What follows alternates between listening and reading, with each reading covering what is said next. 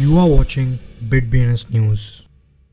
Hello and नमस्कार। अभी market पूरी तरह से वोलेटाइल है, इसलिए यूजर्स के लिए जानना महत्वपूर्ण है कि क्रिप्टो की दुनिया में क्या हो रहा है, क्रिप्टो से जुड़ी क्या खबरें हैं। इसलिए सुनिश्चित कीजिए कि रोज क्रिप्टो समाचार देखें और अपने आप को अपडेटेड रखें। आज की हेडलाइंस।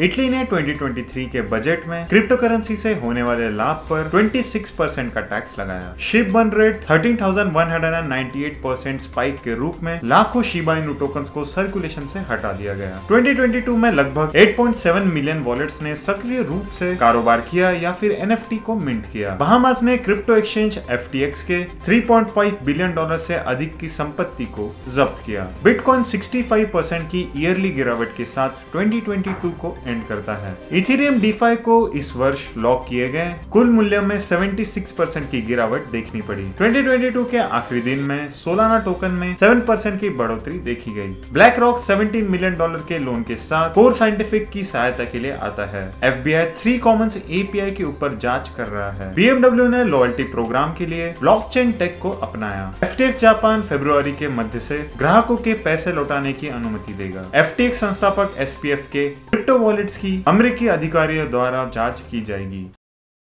कॉइनडेस्क ने रिपोर्ट किया कि इटली में एक नया क्रिप्टो टैक्स 30 दिसंबर के एक ट्वीट के माध्यम से बताया कि इटालियन संसद ने अपने 2023 के बजट में क्रिप्टो करेंसी लाभ पर एक नया गेन टैक्स की मंजूरी दे दी है। टैक्स जो कि जनवरी 1, 2023 से प्रभावित होगा, उसकी वैल्यू 26% होगी। प्रमुख वन ट्रैकन शिबन ने पिछले 24 घंटों में अपने वेबसाइट पर यह साझा किया है कि पिछले 24 घंटों में सेना ने 302,500,6,518 मीम कॉइन्स को हमेशा के लिए एक डेड वॉलेट में भेज दिया है। इससे बर्न रेट 13,198% तक पहुंच गया था। नानसेन द्वारा साझा किए आंकड़ों के अनुसार इस वर्ष कुल लगभग 8.7 मिलियन वॉलेट्स सक्रिय रूप से व्यापार या एनएफटी का मिंटिंग कर रहे थे। इथेरियम पर लगभग 2.9 मिलियन वॉलेट्स थे जो कि सक्रिय थे, जिससे कि इसका फर्स्ट रैंक आता है। उसके बाद पॉलीगॉन का नंबर था जिसमें लगभग 2.5 मिलियन वॉलेट सक्रिय थे। बहामास के प्रतिभूत आयोग ने खुलासा किया है कि उसने क्रिप्टो एक्सचेंज एफटीएक्स से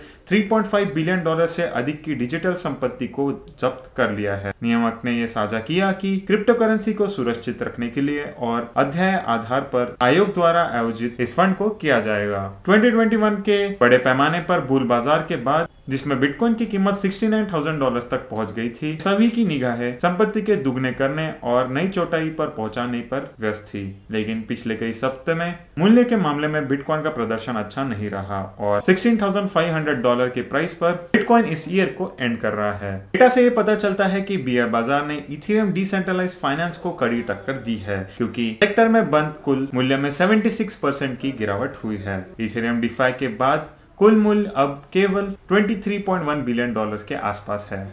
Ethereum DeFi total value lock 95 billion से अधिक था इस साल की शुरुआत में। रिकॉर्डिंग के समय सोलाना $9.88 पर 8.17% ऊपर था। सप्ताह में दर्ज किए गए महत्वपूर्ण नुकसान का यह हिस्सा मिटा देता है। अपमानित एफटीएक्स के साथ संबंधित होने की वजह से सोलाना की वैल्यू में भारी गिरावट देखी गई थी। इन्वेस्टमेंट जगरनट ब्लैकरॉक ने माइनर की सुरक्षा परिवर्तन नोट धारकों से $75 मिलियन के एक लोन के हिस्से के रूप में बीटीसी माइनर कोर साइंटिफिक को बैंक्रप्सी से बचाने के लिए $17 मिलियन का वादा किया।